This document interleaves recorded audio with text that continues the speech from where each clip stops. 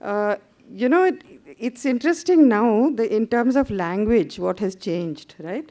Now we talk about parisara, environment, and consciousness of environment, ecofeminism.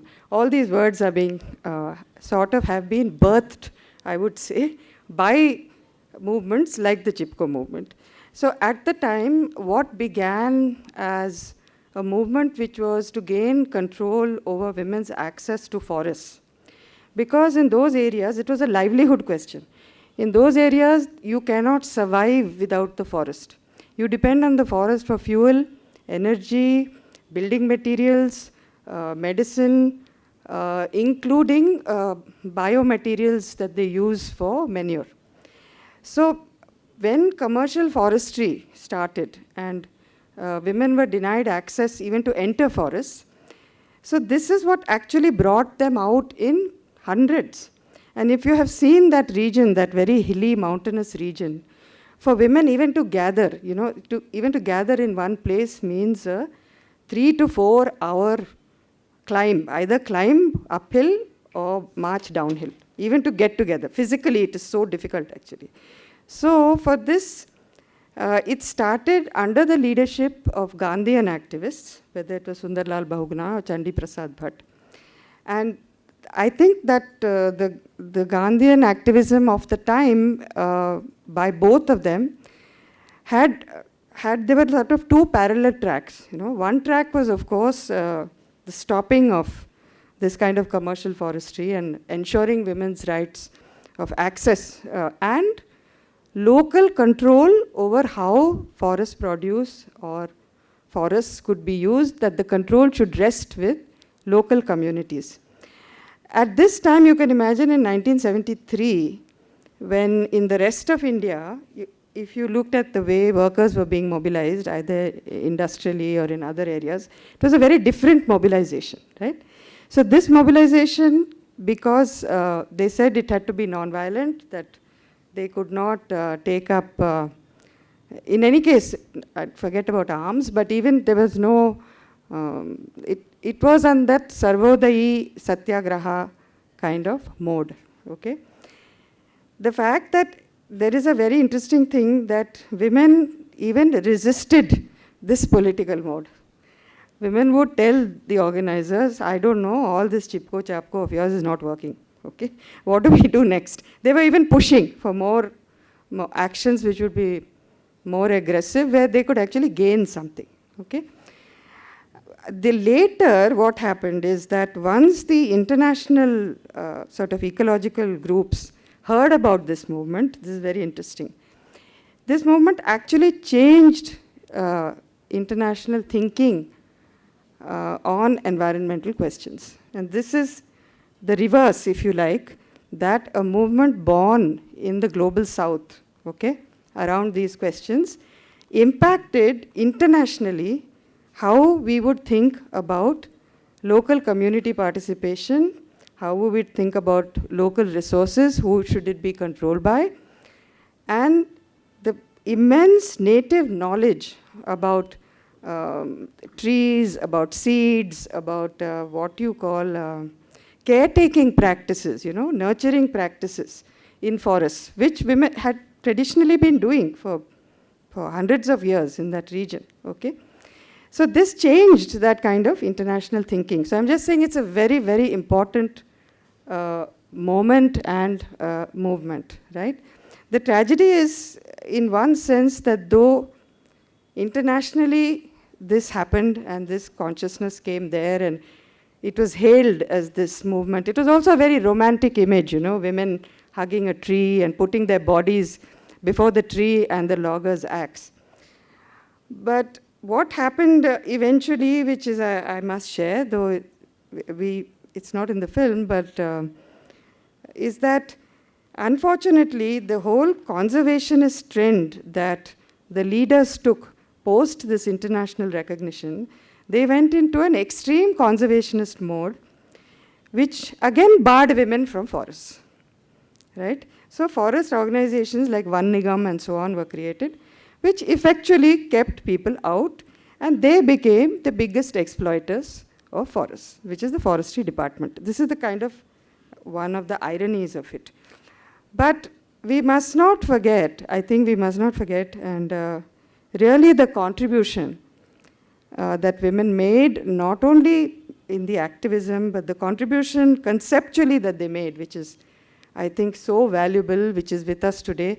In Karnataka, there was the Apiko movement that started, inspired by that, in fact. It inspired many movements across it, not just here in Brazil, even in the rest of the world. I'll just stop.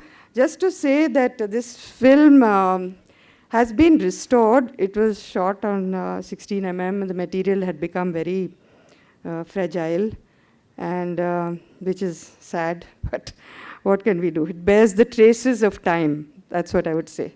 So the print you will see bears physically and materially also the traces of that. What is it now? Somebody do the math, 1983. So of, I don't know, 30, 40 years, okay? Yeah, and that's all I'd like to say. Please watch it. And the film is not a film, at the outset I want to tell you about the entire movement as such. It's basically a portrait of one woman, Sudesha Devi, who was very, very active in the movement. So we took the approach of trying to understand it from one activist's life, and life not just in politics, but life, her life overall in the village, her children, issues related to, the family, all of that. So, yeah. After the film was shown there, did it have an impact on the movement, on the campaign? One way, the international attention was useful. But, in another way, what happened to the leaders? Because, I think Chandi Prasad Bhatt got Magasase, and I think Sundarlal Bahuguna, I think he got the Right Livelihood Award. I'm not sure who got which, but these are very important international awards. And, their attention shifted from the local mobilizing or support of local groups. You see, their whole, they got into that whole conservation cycle, both nationally and internationally. So in a sense, the radical potential of the initial mobilization of Chipko was lost. So then later when they came around saying, let us try and make these Mahila Mandals, women were not that enthusiastic, because already there was capture of those mandals by panchayats, by other people. And the original leadership, which was Gandhian, which had those Sarvodaya ideals, which talked about Hind Swaraj, that was not translated into reality. And as I said, tragically, the Van Nigams were very brutal, and they totally closed off access to the forest. So, yeah.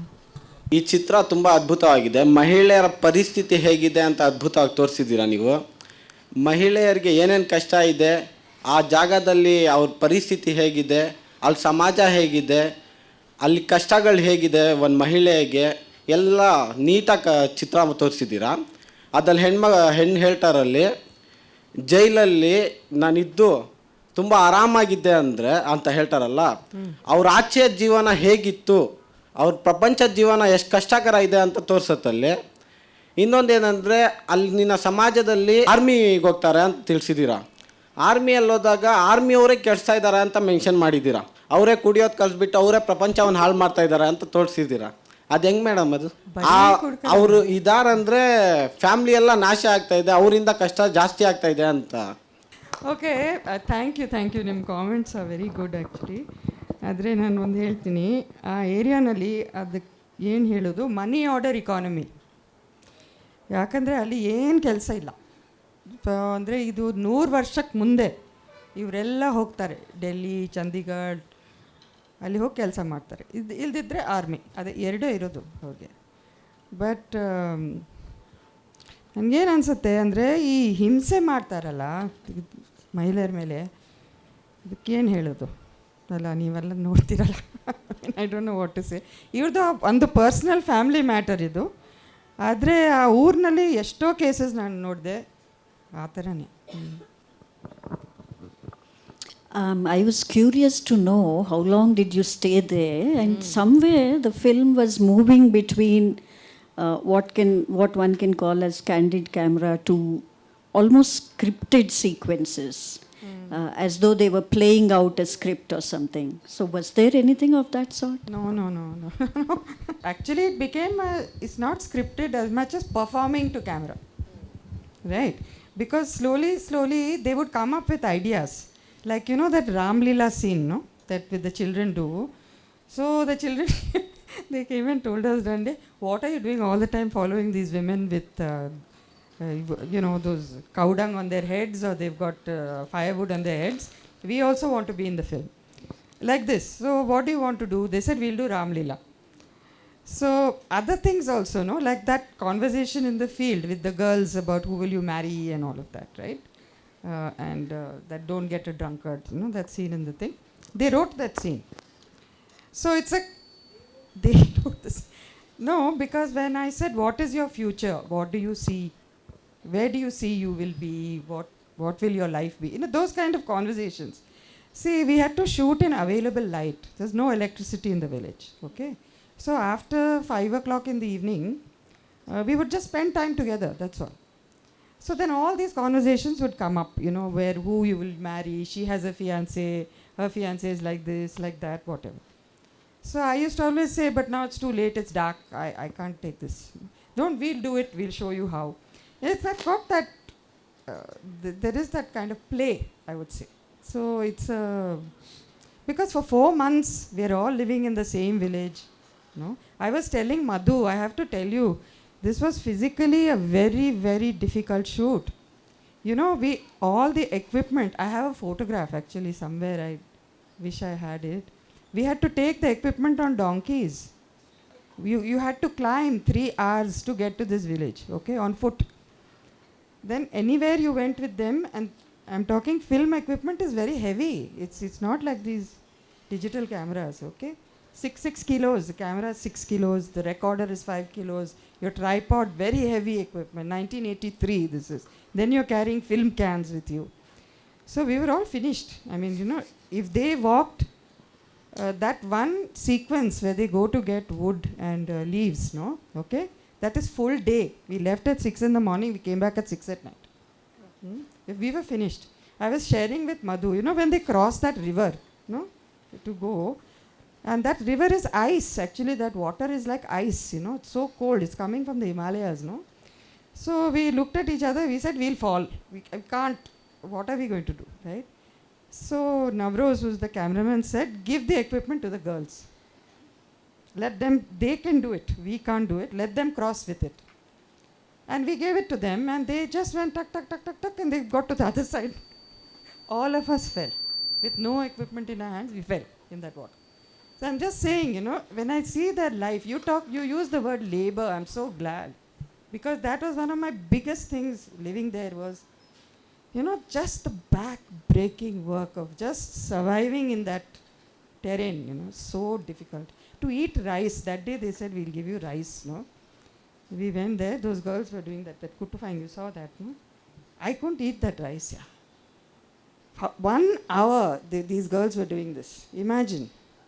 Right? What kind of... and in that area, there are either very old men or no men.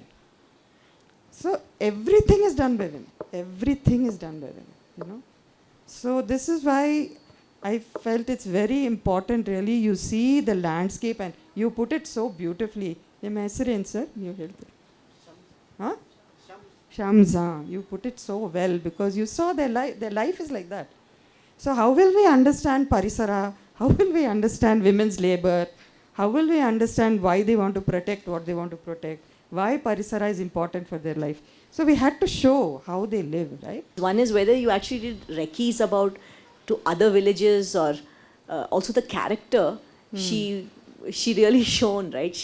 Her spirit came across through the film. So I was just wondering whether you actually talked to many people, went to different places, or you just in here? No, we spent 1.5 months going to different villages, talking to women who had been part of the movement. We were looking at women who had been active, right? So it's also a question of whether they are willing, no, to be part of such a thing. Whether they are, some of them also had become quite ill health. I was telling Madhu, see another thing, actually now when I look at it, I really wish we had brought out the health question. Tuberculosis is huge there. It's so sad for me to see Saro, her younger daughter, okay? She died of tuberculosis, very young, at 25, okay? The son also had TB. Now, that is one issue. The other issue that women face, it's terrible because of those head loads, they are carrying. They start doing that from when they're 12 years old, okay? They have horrible problems with uterus.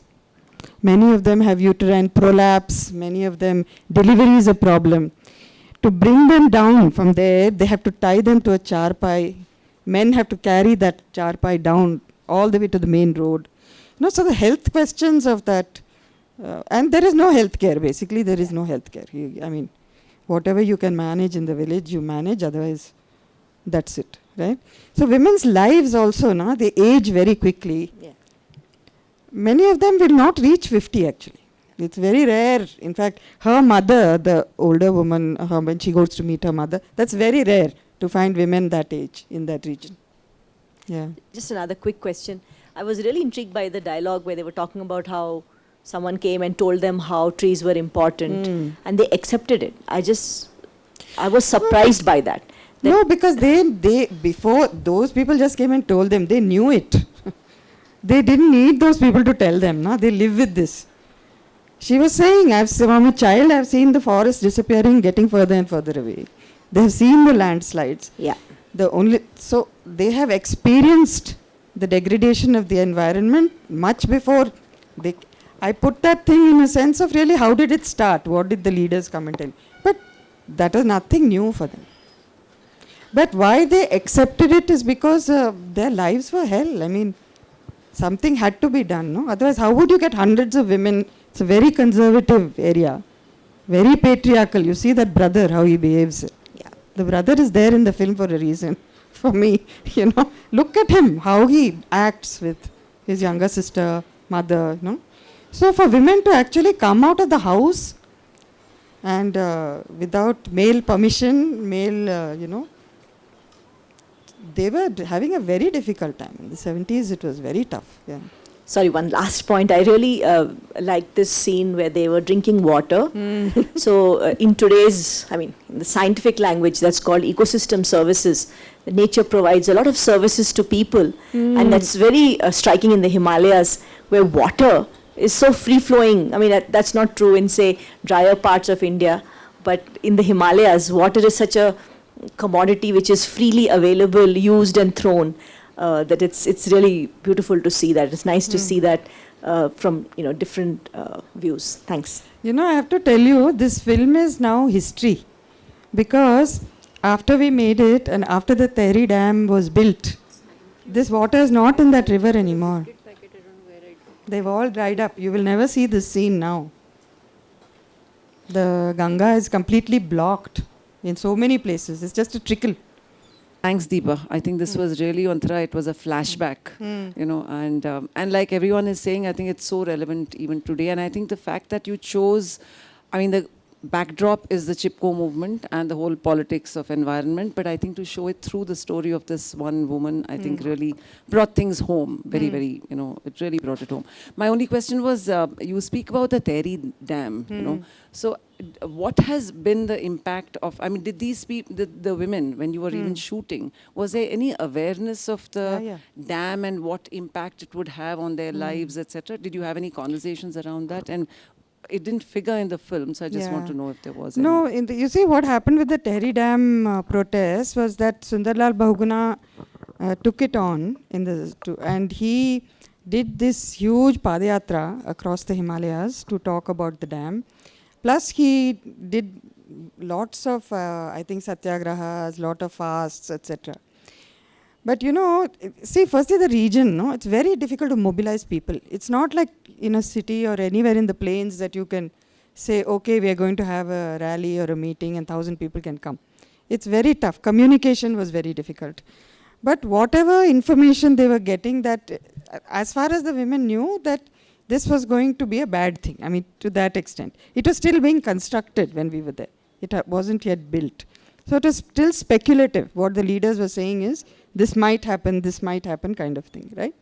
So in that context, it still hadn't become real to them, right?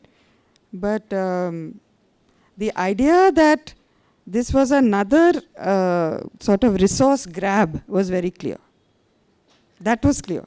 That the electricity or what the dam meant, that they would not see it, that this was going for electricity to the plains or to Delhi. That again, this whole, whatever you call development, maldevelopment, what was happening. In that context, they had understood it, but it was still to come. See, women's knowledge, women's wisdom, okay, about land, about seed, about water, about how to safeguard, protect, etc., right? These the women had, okay? The issue is really that how do you then mobilize that into something where they are in control and they are leading? This is the issue, you know. How do you, it's one thing for leaders to say that the women participated in this movement, right? Yes, women participated in the movement because they were present and that was the group that was most strongly affected, okay? But in terms of after the participation, their own understanding of having control over their affairs, their resources, in any kind of local institution, that was not supported, right? So, and they did not have the courage to, and anyway, they don't have the time. Frankly, I think you need some young woman whom the work is passed on to keep things going. So I think, you know, we should look at that, because definitely the brilliance of their understanding of Prakriti and all its meaning, 100% they have.